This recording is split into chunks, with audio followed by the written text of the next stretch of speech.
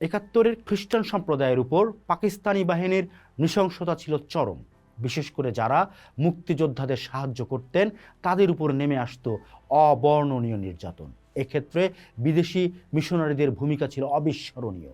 Father Mario ভেরোনেসি, ইতালির এই ধর্মযাজক, 1971 সালের 4 এপ্রিল যশোরের শিমুলিয়া মিশনে কাজ করছিলেন। যখন পাকিস্তানি সেনারা সাধারণ মানুষের উপর গুলিবর্ষণ করছিল, তখন তিনি নিজের জীবন বাজি রেখে তাদের বাঁচাতে যান। 25শে ডিসেম্বর বড়দিন। খ্রিস্ট ধর্মাবলম্বীদের কাছে এটি আনন্দ, মুক্তি ও ত্যাগের বার্তা নিয়ে আসা একটি পবিত্র দিন।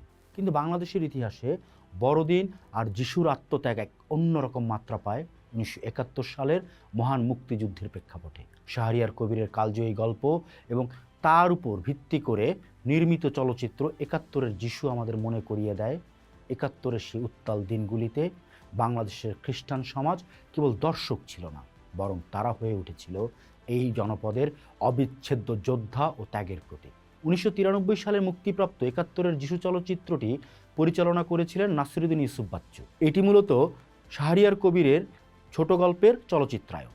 এই চলচ্চিত্রের কেন্দ্রীয় চরিত্র একজন যাজক বা ফাদার এবং একদল যুবক যারা মুক্তিযুদ্ধে অংশ নেয়। সিনেমাটির মূল বক্তব্য হলো ত্যাগ ও মানবতা।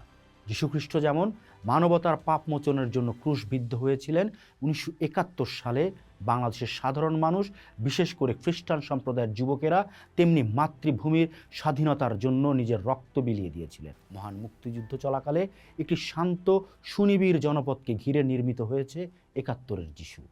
উপার্জন আর গির্জায় প্রার্থনার সময় কাটানো মানুষগুলোর জীবনে যুদ্ধ, বিহ্বলতা ও নৃশংসতা নিয়ে হাজির হয়। দ্রুত বদলে যায় তাদের অভ্যস্ত দৃশ্যপট। হানাদারদের রোশানলে পড়ার ভয় থাকলেও দূরান্ত থেকে আসা উদ্বাস্তুদের আশ্রয় দেয় তারা। আহার, চিকিৎসার ব্যবস্থাও করে। এসব অধীর আগ্রহে সর্বাগ্রে থাকেন রেসমন্ড, যার পুরো জীবনী গির্জার রক্ষণাবেক্ষণে কেটেছে। এদিকে গঞ্জ পেরিয়ে হানাদাররা গ্রামটির দিকে অগ্রসর হলে সিস্টারদের নিরাপত্তার তাগিদে নৌকায় করে নিরাপদ আশ্রয়ে পালিয়ে যাওয়ার পরিকল্পনা করেন ফাদার। রেসমন্ডকেও সঙ্গে নিতে চান তারা।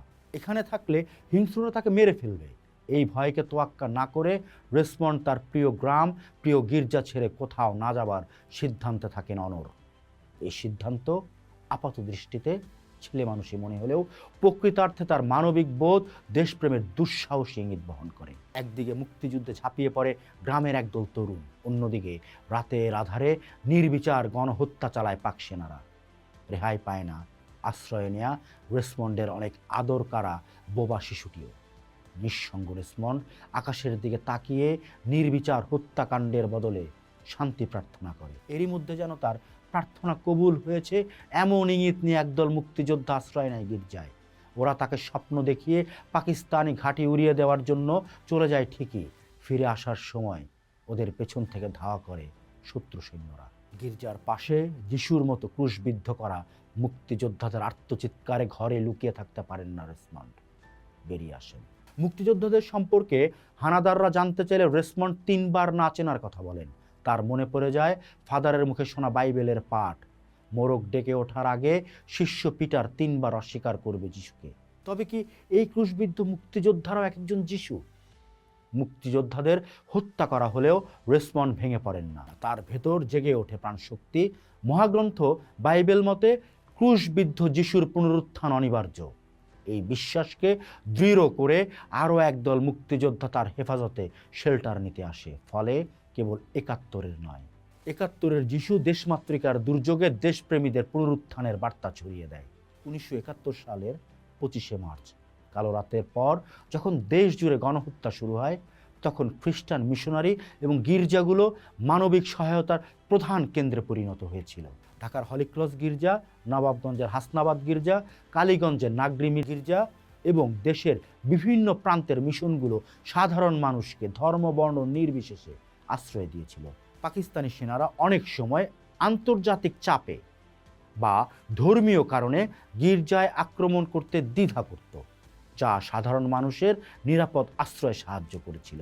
অনেক ফাদার ও নানরা যুদ্ধাহত মুক্তিযোদ্ধাদের চিকিৎসা দিয়েছিলেন।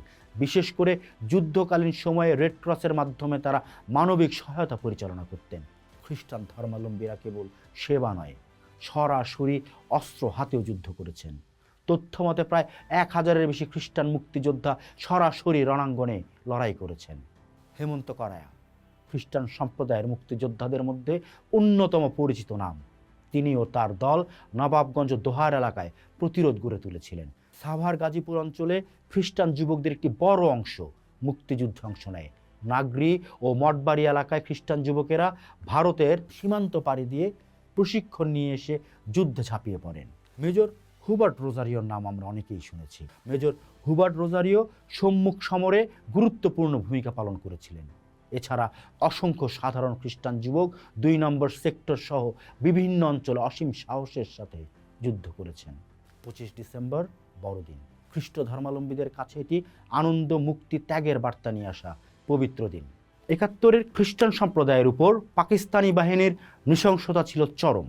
বিশেষ করে যারা মুক্তিযোদ্ধাদের সাহায্য করতেন তাদের উপর নেমে আসতো অবর্ণনীয় নির্যাতন। এক্ষেত্রে বিদেশি মিশনারিদের ভূমিকা ছিল অবিস্মরণীয়।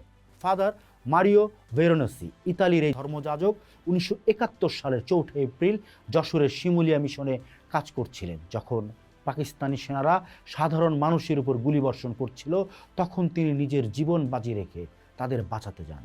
পাকিস্তানি সেনারা তাকে নির্মমভাবে গুলি করে হত্যা করেন। তার মৃতদেহ গির্জায় পতাকায় জড়িয়ে রাখা হয়েছিল। ফাদার উইলিয়াম ইভান্স, তিনি ছিলেন একজন মার্কিন মিশনারি। খুলনার বানিয়াচং এলাকায় তিনি মুক্তিযোদ্ধাদের সাহায্য করতেন। 1971 সালের 13 নভেম্বর পাকিস্তানি সেনারা তাকে ধরে নিয়ে যায় এবং নদীতে ফেলে ব্রাশ ফায়ার করে হত্যা করে। ঢাকার নবাবগঞ্জের হাসনাবাদ গির্জায় এবং গাজীপুরের নাগরি এলাকায় পাকিস্তানি সেনাবাহিনী ব্যাপক লুটতরাজ হত্যাকাণ্ড চালায়। এসব এলাকায় খ্রিস্টান পল্লীগুলোতে আগুন ধরিয়ে দেওয়া হয়। সিনেমা আমরা দেখি ফাদার বারবার ঈশ্বরকে জিজ্ঞেস করছেন, কেন এই রক্তপাত? এটি বাস্তবে 71-এর প্রতিটি মানুষের মনের আর্তনাদ ছিল। পাকিস্তানি বাহিনীর প্রথম দিকে খ্রিস্টানদের দিকে কড়া নজর না দিলেও তারা যখন বুঝতে পারে যে গির্জাগুলোতে মুক্তিযোদ্ধাদের রসদ ও আশ্রয়ের জায়গা হয়ে উঠছে, তখন তারা গির্জার পবিত্রতা নষ্ট করতে দ্বিধা করেনি। 71-এর যিশু গল্পে শাহরিয়ার কবির দেখিয়েছিলেন, যিশু কেবল বাইবেলের পাতায় সীমাবদ্ধ নয়, বরং প্রতিটি মুক্তিকামী মানুষের হৃদয়ে তিনি আছেন। যে মুক্তিযোদ্ধা দেশের জন্য প্রাণ দিচ্ছেন, তিনি সে সময়ের যিশু। এই রূপকটি তৎকালীন খ্রিস্টান সমাজের আত্মত্যাগকে সর্বোচ্চ সম্মান দিয়েছে।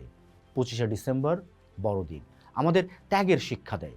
বাংলাদেশের খ্রিস্টান সমাজ 1971 সালে সেই ত্যাগের পরাকাষ্ঠা প্রদর্শন করেছিলেন। তারা প্রমাণ করেছিলেন যে দেশপ্রেমের কোনো নির্দিষ্ট ধর্ম নেই।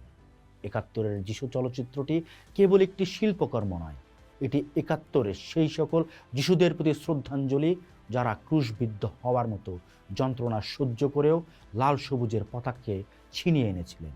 আজ বড়দিনের এই পবিত্র লগ্নে আমাদের উচিত সেই সব বীর শহীদদের স্মরণ করা, যারা ধর্ম বর্ণ নির্বিশেষে এক হয়ে বাংলাদেশের জন্ম দিয়েছিলেন। আজ 25 ডিসেম্বর।